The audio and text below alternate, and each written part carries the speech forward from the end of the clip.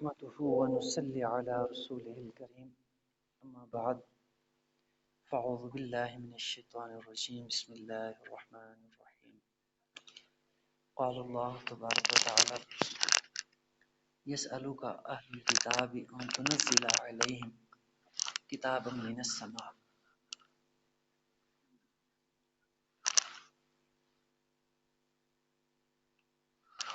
فبما نقضهم ميثاقهم وكفرهم بآيات الله وقتلهم الأنبياء بغير حق وقولهم قلوبنا غلف بل طبع الله عليها بكفرهم فلا يؤمنون إلا قليلا صدق اللہ العظیم.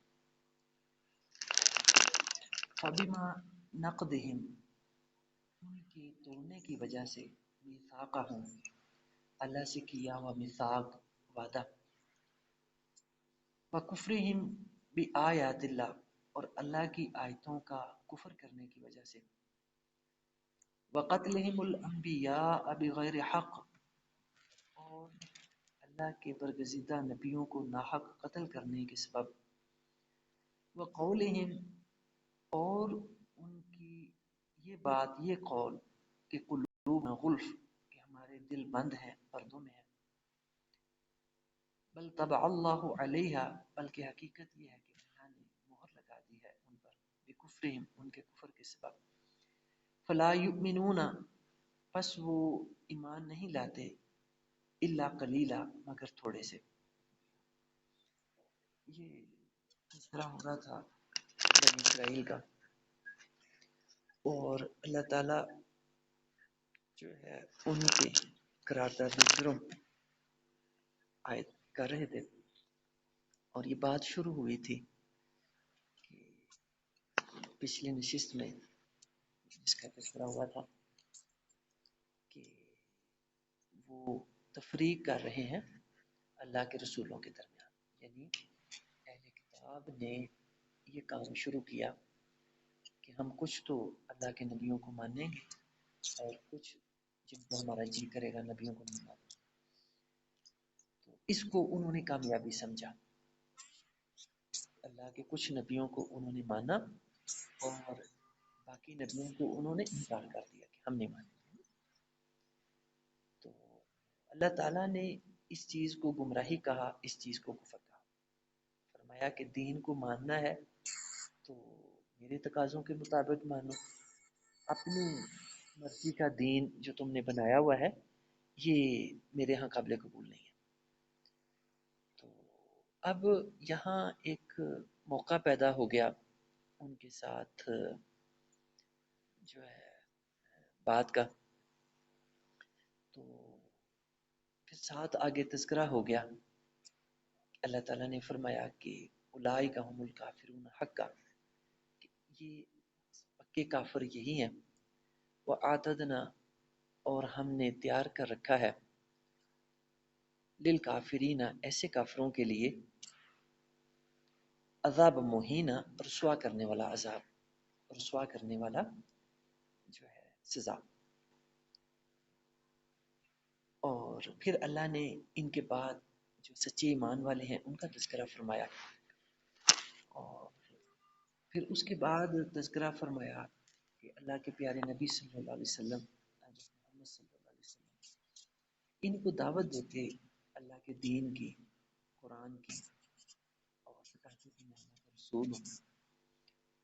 تو اب وہ بجائے اس کے کہ آپ پہ ایمان لاتے، آپ کی دعوت پہ لبیک کہتے، وہ آگے سے مختلف طرح کے تقاضے کرنے لگ گئے جن کا تذکرہ کل کے نشست میں ہوا تھا. تو اللہ تعالیٰ نے جب ان کا یہ رویہ اپنے پیارے نبی صلی اللہ علیہ وسلم کے ساتھ دیکھا تو پھر اللہ تعالیٰ نے ان کی ساری ہسٹری کھول کے سامنے رکھ دی اہل کتاب کی، بنی اسرائیل کی. فرمایا کہ اے پیارے نبی کی آپ سے تو یہ تقاضے کر رہے ہیں کہ ہمیں آپ یہ معجزہ دکھا دیں، یہ معجزہ دکھا دیں. فرمایا کہ ایسے بدبخت ہیں کہ انہوں نے آپ سے پہلے جو نبی جن پہ جو ایمان لائے تھے انہوں نے ان سے تو اس سے بھی بڑے بڑے تقاضے کر دیے تھے. ان کو تو یہ بھی کہہ دیا تھا کہ ہمیں جو ہے اللہ تعالیٰ دکھاؤ. یعنی موسیٰ علیہ السلام کو بنی اسرائیل نے کیا تقاضا کیا؟ فقالوا ارنا اللہ جہرا، ہم اس وقت مانیں گے تجھے کہ تو پیغمبر ہے، اللہ تجھ سے کلام ہوتا ہے، جب اللہ تعالیٰ کو دکھاؤ گے ہمیں، ہم کھلم کھلا اللہ کو دیکھیں. ہاں پھر اللہ نے ان پہ جو ہے اپنی تجلی فرمائی، سائقہ، اور پھر اس کے بعد رجفہ کا ذکر کل کے نشست میں ہوا تھا. تو موسیٰ علیہ السلام بھی بے ہوش ہو گیا، اور جو 70 سردار ساتھ گئے تھے وہ بھی جو ہے موت سے دوچار ہو گیا. تو پھر موسیٰ علیہ السلام کی دعا پہ اللہ تعالیٰ نے ان کو زندہ کیا. اور پھر اسی طرح ان کی جو دوسری بڑی بڑی نافرمانیاں تھیں وہ فرد قرارداد جرم اللہ تعالیٰ نے ان کی سامنے رکھی. اور آج کا جو بیان ہے وہ بھی انہی کی جو جرائم کی تفصیل ہے اسی کا تذکرہ چل رہا ہے. فرمایا فَبِمَا نَقْضِهِمْ مِيثَاقَهُمْ، کہ اللہ تعالیٰ نے جو ان سے میثاق لیا تھا شریعت پہ، دین پہ چلنے کا، عمل کرنے کا، فرمایا وہ تو کتنے اہتمام سے اللہ نے لیا تھا. وَرَفَعْنَا فَوْقَهُمُ الطُّورَ، کل کی نشست میں یہ بیان ہوا تھا، سورۃ النساء کی آیت 150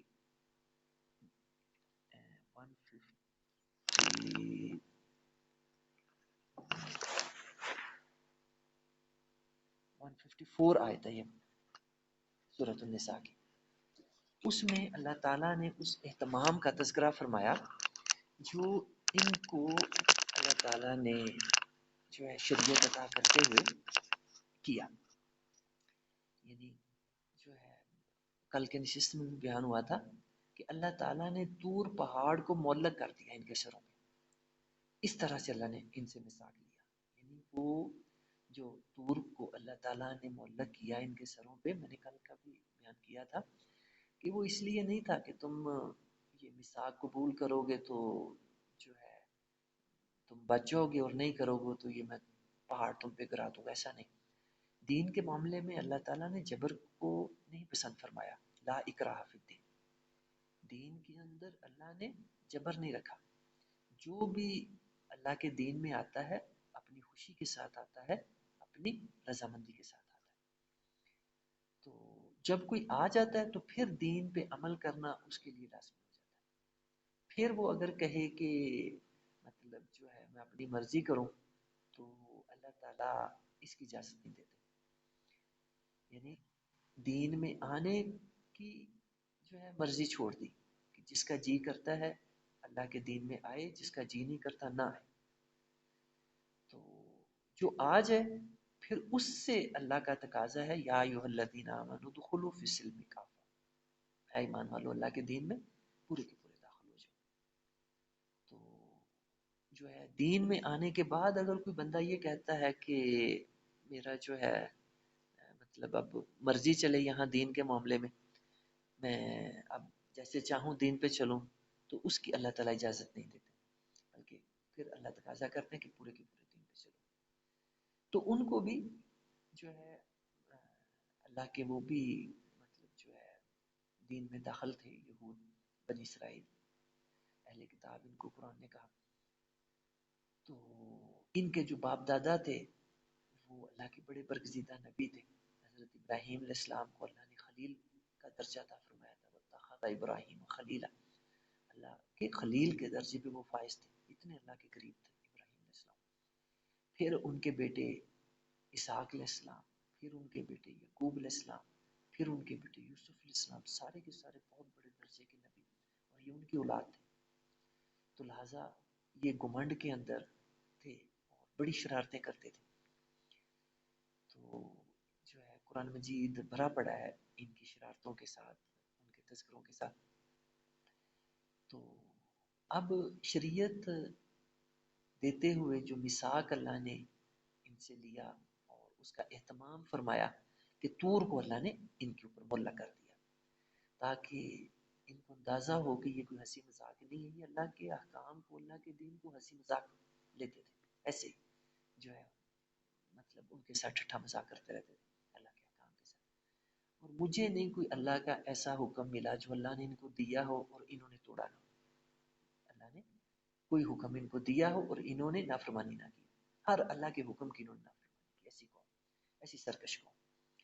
तो फिर अल्लाह ताला ने इनको सजाएं भी बड़ी सख्त दी। कल भी जिक्र हुआ था कि जब इन्होंने बछड़े को माबूद बनाया जो है सहरा सीना के अंदर, तो मूसा अलैहिस्सलाम जब इत्काफ पे गए हुए थे दूर पे किताब लेने, तौरात शरीयत लेने, तो पीछे इन्होंने बछड़े को माबूद बना लिया, खुदा बना लिया, पूजा शुरू कर दी।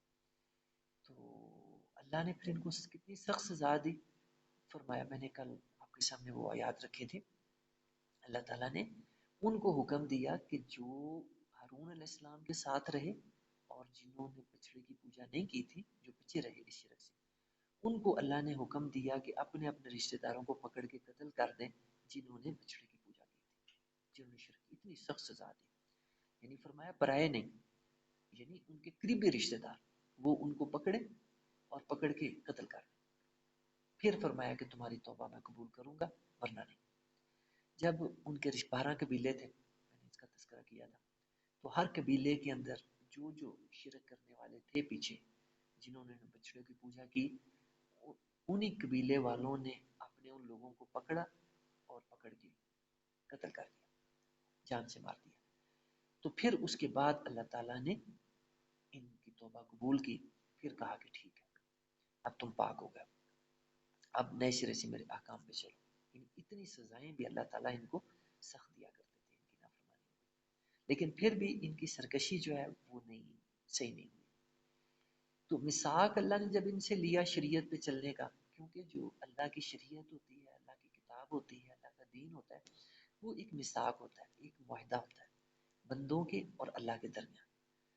बंदे से अल्लाह तकाजा करता है कि मेरी इस शरीयत पे चलो, और फिर अल्लाह वादा करता है कि मैं तुम्हें इसके सिले में ये नेमतें दूंगा, अपना पूरब दूंगा, अपनी रजा दूंगा, जब दुनिया में तुम्हें इन इन नेमतों से नवाजूंगा, आखिरत में तुम्हें जन्नत दूंगा, ये नेमतें दूंगा। ये मिसाक होता है, एग्रीमेंट होता है बंदों के और अल्लाह के दरमियान। तो अल्लाह ताला ने इनको अहमियत बतलाने के लिए इस मिसाक की, इस एग्रीमेंट की, मुआहदे की कोहे तूर को मुअल्लक कर दिया इनके सरों में कि देखो, अगर तुम नाफरमानी करोगे तो जो खुदा इस तूर को तुम्हारे सरों पे मुअल्लक कर सकता है, उठा सकता है ना, वो इसी को तुम्हारे ऊपर गिरा भी सकता है और तुम्हें कुचल सकता है इसके जरिए। तो लिहाजा इसको सीरियस लो, इसको संजीदा लो, और अल्लाह की शरीयत पे जो कि उसका तकाजा है उसके मुताबिक अमल करो। और फिर फरमाया नमाज का एहतमाम करो, नमाज को एहतमाम के साथ अदा करो और जमात के साथ, और जैसे उसका हक है उस तरह से ख्याल रखते हुए, उसका फिक्र रखते हुए। और फिर सब के बारे में तलकीन फरमाई और फरमाया कि हमने ये बड़ा पुख्ता अहद उनसे लिया। लेकिन जिस तरह मैंने अभी जिक्र किया कि कोई मुझे अल्लाह का हुक्म ऐसा नहीं मिलता जो अल्लाह ने बनी इसराइल को दिया हो और उन्होंने तोड़ा ना। जो भी अल्लाह ने उनको हुक्म दिया उन्होंने उसको तोड़ा। तो मैं तो कहता हूँ वो यहूदी ही नहीं जो अल्लाह के हुक्म को तोड़े ना। इन्होंने अल्लाह के हर हुक्म को तोड़ा, अल्लाह के हर हुक्म की नाफरमानी की। तो अल्लाह ने उसी का जिक्र फरमाया फबिमा नक़दिहिम मीसाक़, कि अल्लाह से किए हुए मिसाक को, जिसका एहतमाम पिछली आयत में मैंने अभी आपके सामने रखा, अल्लाह ने कितना बड़ा एहतमाम किया ये मिसाक इनसे लेते हुए, मुआहदा करते हुए। तो इन्होंने क्या किया, इन्होंने फबिमा नक़दिहिम मीसाक़, उसको तोड़ दिया, उसकी परवाह नहीं की। यानी ऐसी सरकश कौम थी। अल्लाह इनको कैसी कैसी अपनी कुदरत दिखाता, कैसे कैसे अल्लाह ताला इनको अपनी ताकत के मज़ाहिर दिखाता, अपनी खुली आंखों से देखते और दूसरे ही लम्हे उसकी नाफरमानी शुरू कर देते। ऐसी सरकश कौम। अब ये जो उसलूब है, ये जो अरबी का यहाँ अल्लाह ताला ने इस्तेमाल फरमाया, ये ऐसा उसलूब है कि इसमें मुब्तदा मिलता है, खबर नहीं मिलती, खबर महजूफ। ये कलाम जो है ये उस वक्त आता है जब मुतकल्लिम बड़े जोश में होता है, बड़े गजब में होता है, और जो है वो समझता ही नहीं कि मैं बात की वजाहत करूं, इसकी मुसनद को लाऊं, इसकी खबर को लाऊं। और मुतकल्लम का जोश, गजब, गुस्सा वही खबर का कायम मुकाम हो जाता है। तो अरबी जानने वाले जानते हैं कि ये अरबी का उसलूब, ये मतलब जो है ना अपने अंदर किस कदर गुस्सा और गजब लिए हुए होता है। اس سے ایک ایک لفظ سے اللہ کا غضب غصہ ٹپک رہا ہے اس کلام کے اندر. وَكُفْرِهِمْ بِآيَاتِ اللَّهِ. وہی معاملہ مبتدا بیان کیا اللہ نے، کوئی مقصد بیان نہیں کیا کہ یہ جو جرائم کی فہرست اللہ نے سامنے رکھی کیوں رکھی، یعنی ان کو محذوف کر دیا کہ مخاطب خود سمجھے. متکلم کے اندر اتنا غضب، اتنا غصہ ہے، اتنا جوش ہے ان کی نافرمانیوں پہ کہ وہ اپنا مقصد بھی نہیں بتا رہا، اس کو کھول بھی نہیں رہا، بس جرائم کے لسٹ بتائے جا رہا ہے کہ یہ کیوں. وہ متکلم خود سمجھے کہ کیوں. وَكُفْرِهِمْ بِآيَاتِ اللَّهِ. اللہ کی آیتوں کا کفر. جیسے جو ہے میں یہ بات کہتا ہوں کہ وہ یہودی ہی کیا جو کہ اللہ کی نافرمانی نہ کرے، تو اللہ کی آیتوں کا کفر کرتے. یعنی کفر ایسے نہیں کرتے کہ ہم نہیں مانتے، زبان سے کہتے ہم مانتے، لیکن عمل سے ثابت کرتے کہ ہم نہیں مانتے. زبان سے اقرار، جس طرح ہمارے مسلمانوں کا حال ہے، زبان سے بڑے دعوے مسلمانی کے، لیکن عمل وہ آپ جانتے ہیں کتنے مسلمانوں والے ہمارے، وہ کفروں والے عمل. تو یہی حال ان کا تھا کہ زبان سے کہتے ہیں ہم بڑے جو ہے ایمان والے ہیں، بڑے مسلمان ہیں، لیکن اعمال وہ کافروں والے. تو اسی کو اللہ نے کفر کہا. وَكُفْرِهِمْ بِآيَاتِ اللَّهِ. اللہ کی آیتوں کا یہی کفر. وَقَتْلِهِمُ الْأَنْبِيَاءَ بِغَيْرِ حق. توبہ، اللہ کے برگزیدہ نبیوں کو ناحق قتل کرتے. حضرت زکریا علیہ السلام کو سنسار کیا، اللہ کے کتنے بڑے نبی تھے. حضرت مریم علیہ السلام کے خالو تھے وہ رشتے میں، ان کو انہوں نے قتل کیا. پھر ان کے بیٹے حضرت یحییٰ علیہ السلام جو کہ اللہ کے بڑے برگزیدہ پیغمبر تھے، اللہ نے قرآن مجید میں ان کی بڑی تعریف فرمائی، ان کو انہوں نے قتل کیا. اور ناحق بغیر حق. قرآن جب نبیوں کے قتل کا ذکر کرتا ہے جو انہوں نے کیے یہود نے، بنی اسرائیل نے، تو اللہ کہتا ہے ناحق اللہ کے اتنے بڑے نبیوں کو انہوں نے مارا، جان سے مارا. پھر عیسیٰ علیہ السلام کے پیچھے پڑ گئے. عیسیٰ علیہ السلام کتنے بڑے اللہ کے نبی تھے. تورات کے بعد انجیل اللہ تعالیٰ نے ان پہ نازل فرمائی، اور ان کا تو یہ مقام تھا، وہ مردے ان کے سامنے لائے جاتے، کم بیزن اللہ کہتے ہیں، مردے کھڑے ہو جاتے. اتنا بڑا مقام عیسیٰ علیہ السلام. مجسمہ بناتے مٹی کا، اس میں پھونک مارتے وہ زندہ ہو جاتا، اس میں جان پڑ جاتی، روح پڑ جاتی. اتنا بڑا مقام. کوڑی آتے، اندھے آتے، برس کے مریض آتے، ان کو جو ہے اللہ کے حکم سے وہ ہاتھ لگاتے، مسا کرتے، وہ تندرست ہو جاتے، بیمار ٹھیک ہو جاتے.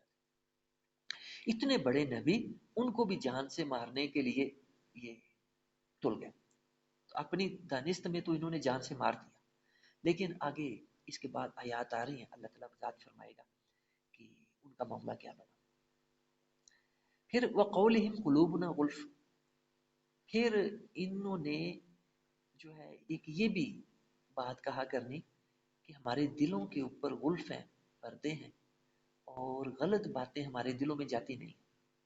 ہمارے دل اچھی باتوں کو لے کے تو اب بند ہو گئے. اب ان کے اندر کوئی یہ جو ہے اللہ کے آخری نبی صلی اللہ علیہ وسلم اور مسلمان جو ایسی مطلب جو ہے فضول قسم کی باتیں کرتے ہیں، ہمارے دلوں میں ان کے لیے کوئی جگہ ہی نہیں. آج ساری اچھی باتیں ہمارے دلوں میں پہلے ہی آ چکی ہیں، لہٰذا اب ہمارے دل ساری اچھی باتیں سما کے بند ہو چکے ہیں، اور یہ غلط باتیں ہمارے دلوں میں آتی نہیں ہیں، کوئی جگہ ہی نہیں ہمارے دلوں میں آنے. تو ایسی باتیں بھی انہوں نے کرنی. اللہ تعالیٰ نے ان کے اس قول کو یہاں نقل فرمایا اور حقیقت بتائی. فرمایا کہ حقیقت یہ نہیں جو یہ کہہ رہے ہیں، حقیقت یہ ہے بل طبع اللہ علیہ بکفرہم. حقیقت یہ ہے کہ اللہ نے ان کے کفر کی وجہ سے ان کے دلوں پر مہر لگا دی. جب کوئی بندہ جان بوجھ کے گمراہی کی راہ اختیار کرتا ہے نا، تو جو ہے اللہ کا پھر قانون امحال جو ہے ایکشن میں آ جاتا ہے. پھر اللہ تعالیٰ ڈھیل دے دیتا ہے، رسی دراز کر دیتا ہے. اس کو ہم قانون امحال کہتے ہیں، تاکہ وہ بندہ اب برے عمل کر کر کے اپنے آپ کو پکا دوزخی بنا لے. تو جب وہ بندہ پکا دوزخی بن جاتا ہے تو پھر اللہ تعالیٰ دلوں پہ مہر لگا دیتا ہے، آنکھوں پہ پردے ڈال دیتا ہے، کانوں کے اندر اللہ تعالیٰ ڈانٹ ان کے ٹھوس دیتا ہے. کانوں سے نہ اب ان کو کوئی اچھی بات سمجھ آتی ہے، نہ آنکھوں سے کسی اچھی بات کو دیکھ سکتے ہیں، اور نہ ہی ان کے دلوں کے اوپر کوئی اچھی بات پھر اثر کرتی ہے. اس کی حدیث مبارکہ بڑی پیاری وضاحت کرتی ہے. اللہ کے پیارے نبی صلی اللہ علیہ وسلم نے فرمایا، جب کوئی بندہ ایک گناہ کرتا ہے نا، تو اس کے دل پر ایک سیاہ دبا لگ جاتا ہے. اگر وہ توبہ کرتا ہے تو وہ دبا دھل جاتا ہے، صاف ہو جاتا ہے. جس طرح شیشے کے اوپر کوئی داغ لگ جائے، صاف کرے تو وہ صاف ہو جاتا ہے نا، اسی طرح دل کا حال ہے. لیکن فرمایا کہ اگر وہ بندہ توبہ نہیں کرتا، پھر دوسرا گناہ کرتا ہے، تو پھر اس دوسرے گناہ کی وجہ سے اس کے دل پہ ایک اور کالا دبا لگ جاتا ہے. پھر تیسرا کرتا ہے، چوتھا کرتا ہے، کرتا کرتا یہاں تک کہ اس کا دل بالکل کالا سیاہ ہو جاتا ہے. اور اسی کو کہا گیا کلا بل رانا علی قلوبہم، اسی کو کہا گیا کہ دلوں کو زنگ لگ جاتا ہے. جس طرح کہ لوہے کو پانی لگنے سے زنگ لگ جاتا ہے، دلوں کو اس طرح زنگ لگتا ہے. جب یہ حالت ہو جاتی ہے تو پھر انسان کا جہنمی ہو جاتا ہے، پھر اس کی موت بھی کفر پہ آتی ہے، اور اس کی آنکھیں جو عاقبت ہے ساری کی ساری خراب ہو جاتی ہے، بگڑ جاتی ہے. اسی وجہ سے جو ہے اللہ تعالیٰ نے اس چیز کی تلقین فرمائی ہے اپنے بندوں کو کہ جو ہی جہالت کی وجہ سے، جذبات کی وجہ سے، کسی اور وجہ سے کوئی گناہ سرزد ہو جائے اور اس کا جیسے ہی احساس ہو تو توبہ میں تاخیر نہیں کرنی چاہیے. جیسے ہی احساس ہو اللہ فرماتا ہے اسی وقت توبہ کرو، اسی وقت توبہ کرو. تو اس کا پھر اللہ کا وعدہ ہے کہ میں اپنے ان بندوں کی توبہ قبول کرتا ہوں. ان کے لیے اللہ کا قبولیت کا وعدہ توبہ کی. اور دوسری صورت پچھلی نشستوں میں نے یہ مضمون بیان کیا تھا، آیات آئی تھی، یہی آیات آئی تھی. دوسری صورت اللہ نے فرمائی ان لوگوں کی کہ جو توبہ نہیں کرتے بلکہ اپنے آپ کو جو ہے وہ مطلب دیتے جاتے ہیں، کنسیشن دیتے جاتے ہیں کہ کوئی نہیں، کر لیں گے کر لیں گے کر لیں گے، بڑھاپا آئے گا پھر نیکیاں کر لیں گے، پھر توبہ کر لیں گے، موت کے نزدیک کر لیں گے. تو فرمایا کہ پھر جب ان کی موت آ جاتی ہے تو وہ پھر اگر توبہ بھی کرتے ہیں تو اللہ قبول نہیں کرتا. جس طرح کے فرعون کی بڑی مشہور مثال ہے. آخری وقت جب آیا، جب اس کو غوطے آئے نا بحر کلزم کے اندر، تو اب کہتا ہے کہ ہاں اب میں ایمان لے آیا، آمنا بربی موسیٰ و ہارون، موسیٰ اور ہارون کے رب پہ اب میں ایمان لے آیا. تو اللہ نے کہا آل آن وقد عصیت من قبل وکنت من الکافرین، کہ اب تجھے خیال آیا ایمان لانے کا جب تیری زندگی ختم ہوگی، مہلت ختم ہوگی. تو آخری وقت میں جو بندہ ایمان لاتا ہے نا وہ اللہ قبول نہیں کرتا، اس کی اللہ کی اس توبہ کی قبولیت نہیں ہے. اللہ نے صاف کہہ دیا کہ میں آخری موت کے قریب جو توبہ بندہ کرتا ہے نا اس کو میں قبول نہیں کرتا. لہٰذا توبہ جو ہے موت سے پہلے پہلے، اتنا پہلے کہ جب موت نہیں آ جاتی، لیکن جب موت آ جاتی ہے بندے کو احساس ہو جاتا ہے اب موت آنے لگی ہے، اس وقت بندہ جلدی جلدی توبہ کرتا ہے تو اللہ کہتا ہے میں اس کو نہیں قبول کرتا. اس لیے جن بھی لوگوں کو شیطان نے یہ دھوکہ دیا ہوا ہے کہ تم آخری وقت میں جب بوڑھے ہو جاؤ گے، جب تم سے وضو کرنے کی ہمت نہیں ہوگی، اٹھنے کی ہمت نہیں ہوگی، مصلے پہ جھکنے کی ہمت نہیں ہوگی، مصلی بچھانے کی ہمت نہیں ہوگی، مسجد میں آنے کی ہمت نہیں رہ جائے گی، تو اس وقت تم توبہ کر لینا، اللہ کو یاد کر لینا. تو یہ شیطان کا دھوکہ فریب ہے، اس کے علاوہ کچھ نہیں. اللہ تعالیٰ کا یہ دین نہیں ہے، اللہ تعالیٰ کا یہ تقاضا نہیں ہے. تو فرمایا بل طبع اللہ علیہ، بلکہ حقیقت یہ ہے کہ ان کی نافرمانیوں کے سبب، ان کے جو ہے غلط حرکتوں کے سبب اللہ نے مہر لگا دی ان کے دلوں پہ، بکفرہم، ان کے کفر کی وجہ سے. یہ کفر زبان سے نہیں کرتے تھے، یہ جو اللہ بار بار ان کو کافر کہہ رہا ہے نا، یہ تو نبیوں کی اولاد تھے. جو یہود تھے، بنی اسرائیل تھے، یہ نبیوں کی اولاد تھی، اور نبی بھی بڑے اعلیٰ درجے کے جو اللہ کے ہاں بڑے بڑے اونچے مرتبوں میں فائز تھے. ابراہیم علیہ السلام، یعقوب علیہ السلام، یوسف علیہ السلام، پھر اسحاق علیہ السلام، اتنے بڑے بڑے اللہ کے نبی، یہ ان کی اولاد تھے، ان کے صلبی بیٹے تھے، ان کی اولاد میں تھے. اور یہ ان سے بڑا پھر مسلمان کون ہوگا جو اتنے بڑے بڑے نبیوں کی اولاد. یہ زبان سے نہیں کہتے تھے کہ ہم کافر ہیں، زبان سے یہ مسلمان تھے، نبیوں کی اولاد دعوے کرتے کہ جنت کے ٹھیکیدار ہیں، ہم تو دوزخ میں جائیں گے نہیں. کبھی چلے بھی گئے تو بس فوری نکل آئیں گے، تھوڑی دیر بعد ہی نکل آئیں گے. یہ ان کے دعوے تھے، ہم اللہ کے نحن احباء، نحن ابناء اللہ و احباء. قرآن نے کہا ہے، یہ کیا کہا کرتے تھے کہ نحن ابناء اللہ، ہم اللہ کے بیٹے ہیں، وہ احباء، اور اس کے چہیتے. اتنے دعوے تھے، چہیتے، اللہ کے لاڈلے. اس کا مطلب اللہ کے لاڈلے، ہاں اللہ کے محبوب، اللہ کے پیارے، ہم یہ ہیں۔ تو یہ زبان سے نہیں کہتے تھے کہ ہم کافر ہیں، ان کے عمل کافروں والے تھے، تو اسی لیے اللہ نے ان کو بار بار کفر کہا، بار بار کافر کہا ان کو، بکفرہم وکفرہم، جگہ جگہ بھرا پڑا قرآن ان کے کفر کی وجہ سے۔ لیکن یہ اپنے آپ کو یہ کافر نہیں کہتے تھے، یہ اپنے آپ کو مسلمان کہتے تھے، ہاں ہم اللہ کے بیٹے ہیں، اللہ کے پیارے ہیں، محبوب ہیں، اللہ کے چہیتے ہیں، اللہ کے لاڈلے ہیں اور جنت کے ٹھیکیدار ہیں، یہ دعوے تھے ان کے۔ لیکن ان کے عمل چونکہ کافروں والے تھے، لہٰذا اللہ نے ان کو کافر کہا، بار بار کافر کہا۔ فلا یؤمنون الا قلیلا، فرمایا کہ ان میں سے ایمان لانے والے تھوڑے، اکثریت ان کی وہ کافر مشرک۔ وَبِكُفْرِهِمْ وَقَوْلِهِمْ عَلَى مریم، اور پھر اللہ نے اور ان کی قرارداد جرم کیا بیان کی کہ فرمایا کہ وَبِكُفْرِهِمْ، کافر تو یہ ہو گئے، یعنی ایک جملے کے اندر، ایک آیت کے اندر اللہ کتنی دفعہ ان کو کافر کہہ رہا ہے، کتنی دفعہ، حالانکہ وہ کافر نہیں اپنے آپ کو کہتے تھے، وہ مسلمان کہتے تھے، لیکن ان کے عمل کافروں والے تھے، اس لیے اللہ تعالیٰ نے بار بار ان کو گردان کفر کی اللہ نے ان کے لیے جو ہے قائم کر دی۔ وقولہم علی مریم بہتانا عظیما، اور اللہ کی بندی مریم کو بھی انہوں نے بہتان لگانے سے نہیں چھوڑا، یعنی ان کے گناہوں کی فہرست دیکھیں اللہ نے کیسے کھول کے سامنے رکھی۔ لیکن یہ جرت ان کو حضرت عیسیٰ علیہ السلام کے زمانے میں، ان کی زندگی میں نہیں یہ جرت ہوئی۔ عیسیٰ علیہ السلام اللہ کے جو ہے بڑے جلال والے نبی تھے، وہ تو یہودیوں کی ایسی کی تیسی کر دیتے ہوتے تھے، یہودی ان کا سامنا کرنے کی ہمت نہیں تھی۔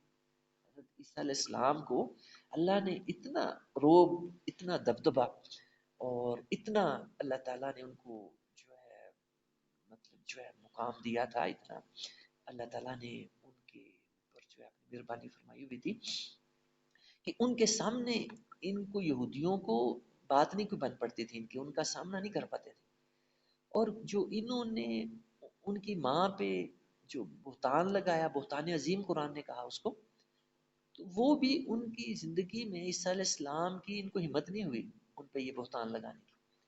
تو یہ جب وہ دنیا سے اللہ نے ان کو اٹھا لیا عیسیٰ علیہ السلام کو، تو اس کے بعد انہوں نے یہ حرکتیں کی، انہوں نے ان کی والدہ پہ بدکاری کا الزام لگایا، اسی کو اللہ تعالیٰ نے بہتان عظیم کہا یہاں، کیونکہ آپ جانتے ہیں کہ عیسیٰ علیہ السلام کے باپ نہیں تھے، وہ بغیر باپ کے پیدا ہوئے تھے، تو جو ہے یہ مطلب جو ہے ابھی بھی پڑھے نا، یہ جو انجیل پڑھے، تو عیسائیوں نے بھی اللہ کی کتابوں کو بگاڑا، تو قرآن اللہ کی بڑی مہربانی ہے ہمارے پاس، یہ بہت بڑی نعمت ہے جو ہر چیز کو کھول کھول کے صحیح صحیح بیان کرتا ہے۔ اگر یقین جانو قرآن نہ آتا نا تو آج ہمارا کوئی حال نہیں ہونا تھا، ہم نے وہی گمراہ چیزیں ان کی جو ہے تورات سے، انجیل سے، زبور سے لے لے کے، تو ہم نے جو ہے گمراہ ہوئے پھرنا تھا آج۔ تو یہ اللہ کا بڑا احسان ہے کہ اس نے قرآن ہمیں دیا اور اس کی حفاظت کا ذمہ لے لیا، اس کے الفاظ کی حفاظت کا بھی، اس کے مطالب کی حفاظت کا بھی، اس کی تفسیر کی حفاظت کا بھی اللہ نے ذمہ لے لیا۔ یہ اللہ کی بہت بڑی مہربانی، اس امت پہ بہت بڑی مہربانی، یقین جانے جب ہم تورات انجیل کو پڑھتے ہیں تو پھر ہمیں پتہ چلتا ہے کہ یہ اللہ کی کتنی بڑی مہربانی۔ میں نے خود انجیل کے اندر پڑھا، وہاں تو انہوں نے مریم علیہ السلام کا خامد بھی بنایا ہوا ہے، عیسائیوں نے مریم علیہ السلام کا یوسف نام کے بندے کو خامد بھی بنایا ہوا ہے، اور جو ہے مطلب باقی چیزیں وہ ابھی جو ہے اللہ تعالیٰ بھی بیان کریں گے کہ کیسے یہ اللہ کے حکموں کو بگاڑتے تھے، کیسے اپنے پاس سے غلط چیزیں اللہ کی کتابوں میں ملا دیتے تھے۔ تو جو ہے قرآن پڑھتے ہیں تو ہماری آنکھیں کھل جاتی ہیں کہ حقیقت کیا ہے، صحیح کیا۔ تو یہ جو بہتان انہوں نے مریم علیہ السلام پہ لگایا، تو یہ میں نے بتایا کہ حضرت عیسیٰ علیہ السلام کے جو ہے دنیا سے اٹھانے کے بعد ان کو ہمت اس وقت ہوئی، ان کی زندگی میں ان کو ہمت نہیں تھی کہ عیسیٰ علیہ السلام ان کا بہت برا حال کرتے تھے یہودیوں کا، اور جو ہے یہ کھرے تھے، سچے تھے، اور اللہ کے مطلب بڑے جلال والے نبی تھے، تو یہود ان کا سامنا نہیں کر پاتے تھے، ان کو پتا تھا اپنی چوری کا. وَقَوْلِهِمْ إِنَّا قَتَلْنَا الْمَسِيحَ عِيسَى ابْنَ مَرْيَمَ رَسُولَ اللَّهِ، پھر ان کا یہ بھی کہنا کہ اِنَّا قَتَلْنَا الْمَسِيحَ، کہ ہم نے مسیح کو قتل کیا، عیسیٰ ابن مریم، عیسیٰ بن مریم کو. یعنی یہودیوں نے عیسیٰ علیہ السلام کو قتل کرنے کے لیے ایڑی چوٹی کا زور لگایا. جس طرح باقی اللہ کے نبیوں کو یہ قتل کر جاتے تھے نا، تو عیسیٰ علیہ السلام کو بھی انہوں نے قتل کرنے کے لیے پوری کوشش کی، پوری کوشش کی، اور اپنے صاحب سے اپنی دانست میں انہوں نے قتل کر دیا. اور کہا بھی انہوں نے اس چیز کا، پھر انہوں نے علانیہ جو ہے کہنا بھی شروع کر دیا کہ ہم نے مسیح عیسیٰ بن مریم کو بھی قتل کر دیا. مسیح ان کو مطلب جو ہے اس لیے کہا جاتا ہے کہ جو ہے سیاحت سے یہ لفظ ہے، تو میں انشاءاللہ تعالیٰ یہ کسی اور مقام پہ بیان کروں گا. ابھی یہ ہے کہ یہود کی یہ جو قرارداد جرم تھی، اس میں یہ بھی ان کا بہت بڑا جرم تھا. اپنی زبان سے یہ کہتے کہ ہم نے مسیح عیسیٰ بن مریم کو قتل کر دیا. لیکن اللہ تعالیٰ کیا بیان فرماتے ہیں، یعنی یہ کہتے تھے ہم نے قتل کر دیا، اور اس کے مقابلے میں عیسائی وہ کہتے تھے کہ ہاں جی ہم نے مان لیا کہ آپ نے قتل کر دیا. یعنی جو پیروکار تھے عیسیٰ علیہ السلام کے، ان کی بھی آپ عقل کا اندازہ کریں، ان کے علم کا اندازہ کریں، کہ بجائے اس کے کہ وہ صحیح بات کو معلوم کریں، صحیح بات کی تحقیق کریں، تو وہ بھی ان کے پیچھے لا گیا. اور انہوں نے کہا کہ ہم نے قتل کر دیا یہودیوں نے، اور انہوں نے عیسائیوں نے مان لیا کہ ہاں جی. میں انشاءاللہ تعالیٰ کسی اور مقام پہ نا یہ وضاحت کروں گا کہ اصل میں عیسائیت کے ساتھ ہوا کیا تھا.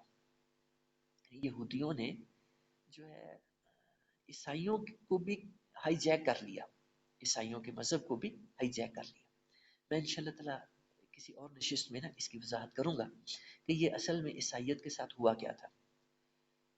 تو جو ہے جب ہم انجیل کا مطالعہ کرتے ہیں تو وہاں ہمیں پتہ چلتا ہے کہ ان کے اپنے مطلب مطابق قتل کے بعد بھی جو عیسیٰ علیہ السلام کے حواری تھے، انہوں نے عیسیٰ علیہ السلام کی زیارت کی ہے، ان کو دیکھا.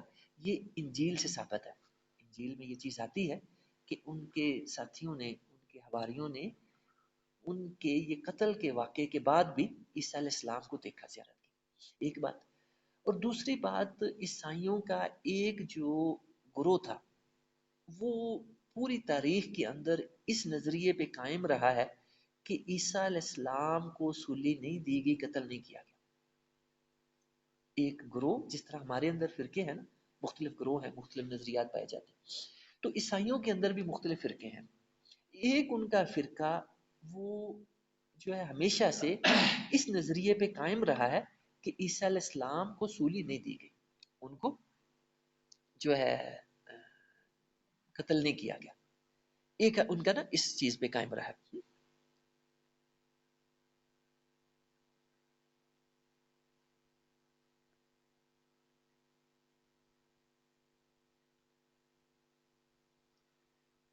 اچھا یہ بات پھر اللہ تعالیٰ نے اس کے بعد بیان فرمایا رسول اللہ. یہ جملہ مترجہ ہے، جس طرح کہ اوور حالی یہ جہاں سے آیت مبارکہ شروع ہوئی تھی 153 سے، جہاں سے ان کا مطالبہ نبی علیہ السلام سے شروع ہوا تھا، وہیں سے جملہ مترجہ شروع ہو گیا. اور پھر اس کے اندر یہ مزید جملہ مترجہ کہ یہ ان کے کلام کا حصہ نہیں ہے یہود کے، کیونکہ قرآن مجید کو سمجھنے کے لیے متکلم کا، مخاطب کا اور غائب کا سمجھنا بڑا ضروری ہے، کہ کون متکلم ہے، کہاں پہ جو ہے مطلب حاضر ہے، کون مخاطب ہے، اور ضمیریں کہاں لوٹ رہی ہیں، ان کا مرجع کون ہے. یہ چیزیں بڑی باریک بینی کے ساتھ سمجھنا بڑا ضروری ہے قرآن کے صحیح فہم کے لیے. تو یہاں جو رسول اللہ کا الفاظ ہیں، یہ یہود کا قول نہیں ہے، یہ اللہ تعالیٰ کا قول ہے، جملہ معترضہ ہے. اللہ تعالیٰ نے ان کی بات کے اوپر اپنی بات کر دی کہ جو مسیح تھے، عیسیٰ بن مریم تھے، یہ تو اللہ کے رسول تھے، اور پھر فرمایا وما قتلوہ وما صلبوہ ولکن شبہ لہم، یہ بھی اسی جملہ معترضہ کا حصہ، یہود کا قول نہیں ہے۔ اللہ تعالیٰ نے حقیقت بیان فرمائی برسر موقع، اللہ تعالیٰ نے بات کو واضح کر دیا، وما قتل، حقیقت یہ ہے کہ یہودیوں نے عیسیٰ علیہ السلام کو قتل نہیں کیا تھا۔ اللہ سے سچی بات کس کی ہو سکتی ہے؟ اللہ نے حقیقت بتا دی، وما قتل، کہ انہوں نے نہ تو عیسیٰ علیہ السلام کو قتل کیا تھا یہودیوں نے، وما صلبو، اور نہ ہی سلیب پہ چڑھایا تھا، نہ ہی سولی دی تھی۔ حقیقت کیا تھی؟ ولیکن شبہ لہم، ان کو شبہ لگ گیا۔ یعنی اناجیل کا مطالعہ کرے نا تو ان میں پتہ چلتا ہے کہ اس وقت آج کل کی طرح میڈیا کا زمانہ نہیں تھا، جس طرح آج کل ٹی وی ہے، کیبل ہے، کتنے چینلز ہیں، اور جو ہے باقی ڈیجیٹل میڈیا ہے، کمپیوٹر ہیں، لیپ ٹاپ، موبائل، کیا کچھ ہے۔ تو آج کل تو کوئی بھی پرسنالٹی سامنے آتی ہے تو وہ پوری دنیا اس کو دیکھ لیتی ہے، پہچان جاتی ہے، نہیں بھی ملے ہوں پھر بھی پہچان لیتے ہیں۔ لیکن وہ زمانہ جو تھا مسیح علیہ السلام کا، اس میں یہ چیزیں نہیں تھیں، گو کہ ان کی مشہوری بڑی ہو چکی تھی، مردوں کو زندہ کر دینا، بیماروں کو صحت یاب کر دینا، اور بے جانوں کے اندر جان ڈال دینا، یہ بڑے معجزات تھے عیسیٰ علیہ السلام سے جو ظہور ہوئے۔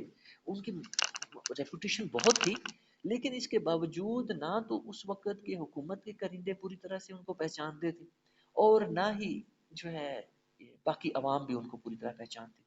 جو ان کے بڑے قریبی ساتھی تھے وہ پہچانتے تھے کہ یہ عیسیٰ علیہ السلام ہے، باقی عام لوگوں کو نہیں، ان کی پہچان نہیں تھی۔ یہ بات، اور پھر جو اس وقت کے جو حکمران تھے، جو روم کے جو حکمران تھے، پیلاطوس ان کا نام تھا بادشاہ کا، وہ خود بھی جو موجودہ اناجیل کے مطالعے سے ہمیں پتہ چلتا ہے وہ بھی نہیں چاہتا تھا عیسیٰ علیہ السلام کو جو ہے قتل کرنا نہیں چاہتا تھا، وہ بھی ان کے قتل کا بار اپنے اوپر نہیں لینا چاہتا تھا۔ باقی حکام کا بھی یہی حال تھا، تو ان کی طرف بھی یہ ان کی کنڈیشن تھی۔ دوسری اوورال جو اس وقت صورتحال بنی ہوئی تھی عوام کی، وہ یہ تھا کہ عوام کو جو بھی بات اس وقت بتائی جاتی عوام نے اس کو تسلیم کر لینا تھا، جو اس وقت کی صورتحال ہمارے سامنے آتی ہے۔ تو اللہ تعالیٰ نے بھی یہی بات بیان فرمائی کہ حقیقت یہی ہے کہ نہ تو عیسیٰ علیہ السلام کو انہوں نے قتل کیا، نہ ہی ان کو سولی دی، ہوا کیا ولیکن شبہ لہم، ان کو شبہ لگ گیا۔ ہاں، حقیقت کا کسی کو پتہ نہیں، نہ یہودیوں کو، ہو سکتا ہے کہ یہ یہودی بڑی تیز قوم ہے، ان کو حقیقت کا پتہ ہو تو، لیکن جو ان کا قول تھا وہ یہی تھا کہ ہم نے قتل کر دیا، مار دیا۔ اور پھر بعد میں سازش کے ذریعے یہی عقیدہ انہوں نے عیسائیوں کے اندر بھی داخل کر دیا، عیسائیوں نے بھی ماننے لگا کہ ہاں جی عیسیٰ علیہ السلام کو سولی دے دی گئی۔ پھر ابھی ان کا سب سے بڑا نشان عیسائیوں کا یہ بن گیا، کوئی بھی عیسائی دیکھو نا، انہوں نے وہ کراس کا نشان سلیب کا گلے میں ڈالا ہوتا ہے، وہ اصل میں سولی کا نشان ہے، اور کچھ نے تو اس کے اوپر عیسیٰ علیہ السلام کو لٹکا ہوا بھی دکھایا ہوتا ہے۔ ہاں ہاں، وہی سولی کا نشان ہے، کہ ایسے وہ کہیں پہ تو وہ میخیں ڈال کے نا، اس زمانے میں، پرانے زمانے میں کسی کو سولی دینی ہوتی تھی نا تو اس کو اس پہ سلیب پہ اس طرح ٹانگ کے نا، لکڑی کی بنی ہوتی تھی، ہاں، تو اوپر بڑی بڑی کیلیں مار کے تو اس کو مارتے ہوتے تھے، تو وہ پھر وہ اسی کا نشان ہے۔ اور پھر ان میں ایسے ایسے غلط عقیدے آ گئے، اور جو اب یہ پوجا کرنے لگ گیا اسی سلیب کی، ان کا مذہبی نشان بن گیا کہ جو ہے نعوذ باللہ عیسیٰ علیہ السلام اپنی جان دے کے ہمارے سب کے گناہوں کا کفارہ جو ہے دے گئے، اب ہم جتنے مرضی گناہ کریں تو اب ہم بخشے بخشائیں۔ بس یہ ہے کہ پوپ کے سامنے جا کے، پادریوں کے سامنے جا کے تسلیم کر لیں کہ جی ہم سے یہ غلطیاں ہو گئی ہیں، اور اس کا انہوں نے کوئی فدیہ رکھا ہوا ہے کہ جھوٹ بولنے کا جو ہے یہ گناہ کرنے کا یہ کفارہ ہے، کسی کو قتل کر دو تو اس کے اتنے پیسے، ہر چیز کے انہوں نے پیسے رکھ دیے۔ ہاں، اب جو ان کا چرچ کا نظام چل رہا ہے نا وہ یہ ہے، کوئی بھی عیسائی کوئی گناہ کرتا ہے وہ جا کے اپنے پادری کے سامنے اس کا اقرار کرتا ہے، پادری اس کو بتا دیتا ہے کہ اس کے اتنے پیسے اس گناہ کے، وہ جمع کرا دیتا ہے گناہ۔ ہاں ابھی بھی، ہاں ابھی بھی یہ طریقہ چل رہا ہے۔ تو اس لیے تو یہ پاپائیت کا اتنا بڑا نظام ہے قائم کرنے کا. تو یہ گمراہی، اللہ کے حقیقی دین کو چھوڑیں تو پھر گمراہی ہے جتنی مرضی اختیار کریں. اللہ کا جو سچا دین ہے وہ یہی ہے جو قرآن ہے. اس قرآن کو چھوڑ دو تو باقی دنیا میں کہیں ہدایت نہیں مل رہی. نہ عیسائیوں کے پاس ہدایت ہے، نہ یہودیوں کے پاس ہدایت ہے، اور نہ کسی اور مذہب فرقے کے پاس ہدایت. سب کے پاس گمراہی، سب کے پاس گمراہی، سب کے پاس اندھیرا ہی اندھیرا. جدھر بھی رخ کرو، اگر روشنی ہے، ہدایت ہے، تو یہ اس قرآن کے پاس ہے. اس سے باہر مجھے نہیں ہدایت نظر آئی. اور میں خود جب انجیل کا مطالعہ کرتا ہوں، تورات کا مطالعہ کرتا ہوں، تو میں جو ہے حیران رہ جاتا ہوں کہ قرآن کچھ کہتا ہے اور انہوں نے نئی ایک علیحدہ سے ہی اپنی دیو مالا کری ہوتی ہے. تو اس سے پتہ چلتا ہے کہ یہ قرآن کتنی بڑی ہدایت ہے، کتنی بڑی روشنی ہے، اور اس کے مقابلے میں ہدایت کہیں نہیں پائی جا رہی. ہر کتاب گمراہی سے بھری ہوئی، ہر کتاب جو ہے ضلالت سے بھری ہوئی. تو اللہ نے حقیقت بیان فرمائی، ولا کہ شبہ علیہ، اصل یہ ہے کہ ان کو شبہ لگ گیا تھا. وَإِنَّ الَّذِينَ اخْتَلَفُوا فِيهِ لَفِي شَكٍّ مِّنْهُ، اور جو لوگ اختلاف کر رہے ہیں ان کے بارے میں وہ بھی شک میں پڑے ہوئے ہیں. حقیقی یقینی بات کوئی بھی نہیں کر رہا، نہ جو ہے یہ یہودی یقینی بات کر رہے ہیں، نہ ہی عیسائی. یہ سارے شک و گمان کی بنیاد پہ، ایسے ہی شبے کی بنیاد پہ باتیں کی جا رہی ہیں، شک کی بنیاد پہ. ما لہم بہ من علم، حقیقی علم اللہ فرما رہے ہیں ان میں سے کسی کے پاس بھی نہیں. صحیح علم ان میں سے کسی کے پاس بھی نہیں. الا اتباع الظن، یہ ظن کی پیروی کر رہے ہیں، ایسے ہی جھوٹے گمان کی، جھوٹے خیال کی پیروی کر رہے ہیں. سچا علم ان کے پاس، حقیقی علم اس بارے میں نہیں. اب اللہ دیکھو کیسے دو ٹوک بتاتا ہے، وما قتلوہ یقینا، اللہ کہتا ہے یقینی بات یہ ہے کہ عیسیٰ علیہ السلام کو انہوں نے قتل نہیں کیا تھا.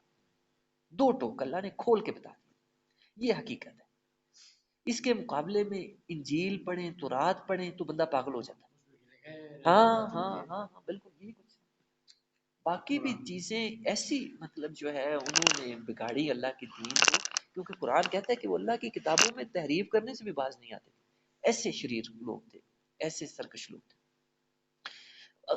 اللہ نے دو ٹوک بتا دیا، وما قتلوہ یقینا، یقینی بات کیا ہے کہ انہوں نے قتل نہیں کیا تھا. بل رفعہ اللہ الیہ، ہوا کیا تھا کہ اللہ تعالیٰ نے ان کو اپنے پاس اٹھا لیا تھا. انہوں نے ان کو جس کوٹھڑی میں قید کیا تھا نا، جس سے آج کل نہیں ہوتی ڈیتھ سیل ہوتی ہے، جس کو مطلب ہاں جس کے بعد پھر آگے قتل کرنا ہوتا ہے، انہوں نے سزا دینی ہوتی ہے. تو وہاں ہوا یہ تھا، جو مطلب جو ہے چیز ہمارے سامنے آتی ہے کہ انہوں نے جب ان کو وہاں پہ قید کیا نا، پھر اس کے بعد وہاں سے انہوں نے ان کو لے جا کے تو سولی پہ دینا تھا. تو وہاں سے اللہ تعالیٰ کہتا ہے بر رفعہ اللہ الیہ، اللہ تعالیٰ نے ان کو اپنے پاس اٹھا لیا. ہاں، وہ اللہ کی ایک بہت بڑی نشانی تھے عیسیٰ علیہ السلام. ایک تو بن باپ کے پیدا ہوئے، ان کا باپ ہی کوئی نہیں تھا. یہ بہت بڑی نشانی تھی ان کی، ایک خاص جو ہے ان کی پیدائش تھی. پھر جو ہے ان کو جب موت کے لیے انہوں نے پورے انتظامات کر لیے، تو اللہ تعالیٰ نے وہی جو ہے اسی کوٹھڑی کے اندر سے اللہ تعالیٰ نے اپنے پاس اٹھا لیا. انہیں غیب کیا، اللہ نے اپنے پاس اٹھا لیا، اپنے پاس بلایا. ہاں ان سے، ہاں ان سے بس اٹھ گئے وہاں سے، اللہ نے اپنے پاس بلا لیا. وکان اللہ عزیزا حکیما، یہ کوئی مشکل کام نہیں ہے، اللہ تو بڑی قدرت والا ہے. وکان اللہ عزیز، اسی لیے اللہ نے اپنی یہ صفات بیان فرمائی، وکان اللہ عزیزا حکیما، اللہ تو بڑی قدرت والا، بڑے غلبے والا، بڑی طاقت والا، حکیم اور حکمت والا بھی ہے، بڑا دانا ہے، سمجھ والا ہے، بڑی عقل والا ہے. اس سے بڑی عقل کس کے پاس ہے؟ اور اب جو ہے نا بات وہیں جا کے جہاں سے شروع ہوئی تھی نا، آیت 153 سے جملہ مترجہ شروع ہوا تھا اور اب آ کے ختم ہوا. اب بات وہیں سے دوبارہ جا کے اللہ نے ملا دی. فرمایا کہ آج تو یہ اہل کتاب آپ سے تقاضا کر رہے ہیں کہ آپ ان کو جو ہے یہ معجزات دکھائیں. انہوں نے تقاضا کیا تھا کہ ہمیں آپ نا کوئی آسمان سے نظر آئے، کوئی کتاب اللہ کی طرف سے آتی ہوئی اور ہمارے اوپر آئے، ہم دیکھیں اللہ ہمیں ایک کتاب آسمان سے بھیج رہا ہے اور ہم پھر مانیں. یعنی یہ تقاضے کیے.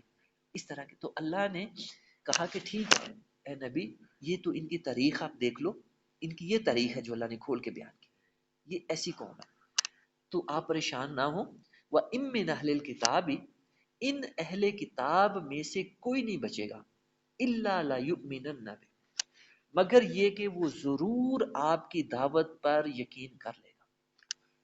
کیونکہ جو اللہ تعالیٰ نے اس دین کے غلبے کی جو ہے پیشن گوئیاں فرمائی تھی، وہ فرمایا کہ آپ کی زندگی میں انشاءاللہ تعالیٰ پوری ہوگی. اللہ نے جزیرۃ العرب پہ اس دین کو غالب کرنا تھا، اللہ نے کہہ دیا تھا کہ میں غالب کروں گا، اور فرمایا کہ جب یہ اس دین کی حقانیت کو دیکھیں گے تو انشاءاللہ تعالیٰ قبل موت ہی، آپ کی وفات سے پہلے پہلے، لا یؤمنن بھی، ان کے سامنے حقیقت آ جائے گی، ان کو پتہ چل جائے گا کہ یہ دین اسلام یہ سچا دین ہے.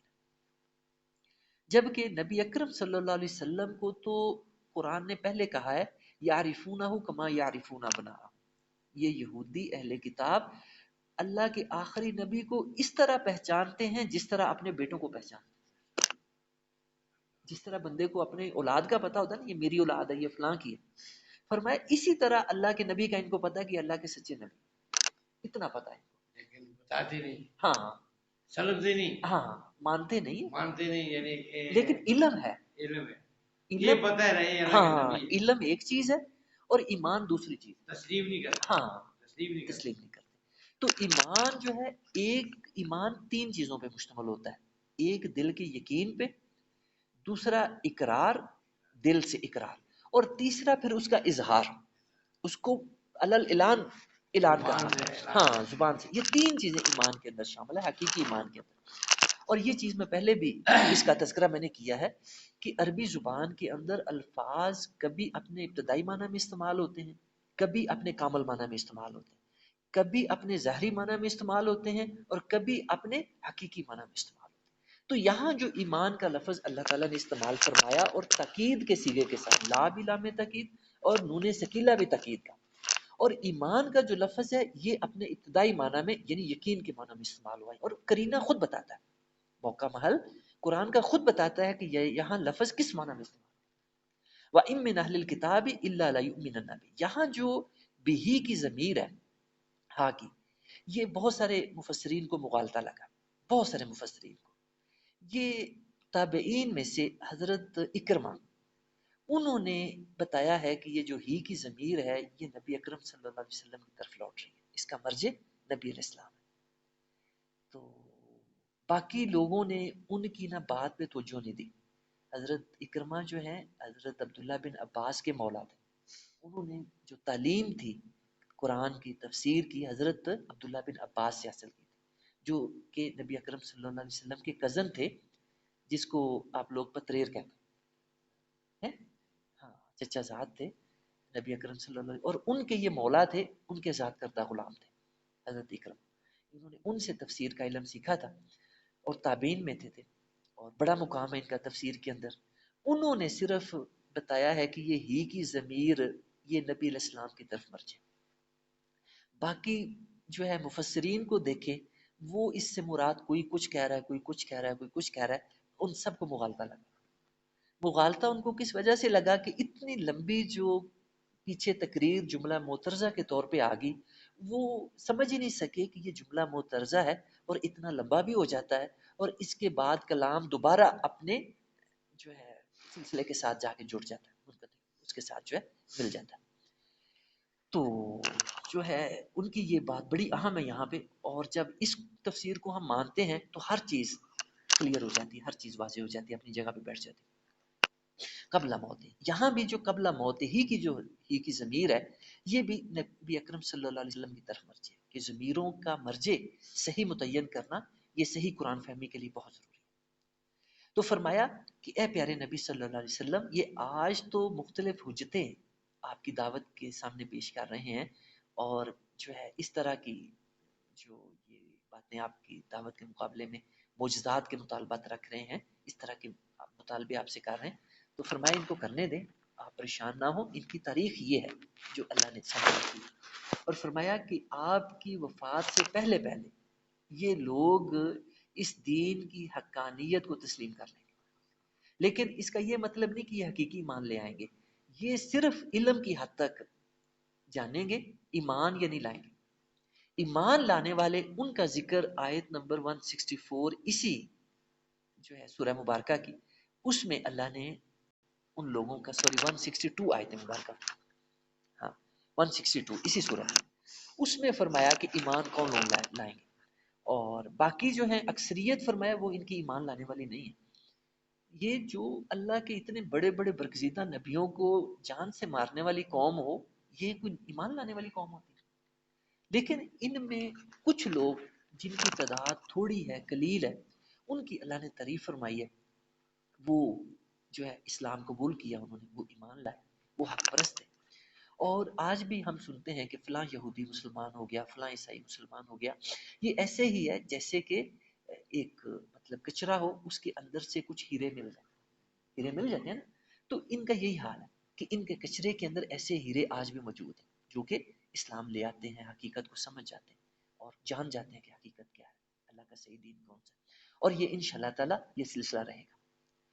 تو یہ تھوڑے لوگ ہوں گے جو آج بھی ہیں، ماضی میں بھی تھے، آئندہ بھی رہیں گے، اور اکثریت ان کی وہ گمراہوں کی ہے جو اللہ کے دین سے ہٹنے والے ہیں، اللہ کے دین سے پھرنے والے ہیں، گمراہی کی طرف جانے والے ہیں۔ اور فرمایا وَيَوْمَ الْقِيَامَةِ يَكُونُ عَلَيْهِمْ شَهِيدًا، اور فرمایا کہ قیامت کا دن جب برپا ہوگا تو اے پیارے نبی صلی اللہ علیہ وسلم، آپ ہی ان کے خلاف شہید اس وقت کھڑے ہوں گے، گواہ کھڑے ہوں گے، اور آپ حجت پوری کریں گے، ان کے خلاف گواہی دیں گے کہ یا اللہ میں نے تیرا دین ان پہ پہنچا دیا تھا، آگے انہوں نے نہیں مانا تو تو انہی کو پکڑ، یہی ذمہ دار۔ اللہ تعالیٰ ہمیں دین کو سمجھنے کی، عمل کی توفیق عطا فرمائے۔ وآخر دعوانا ان الحمد للہ۔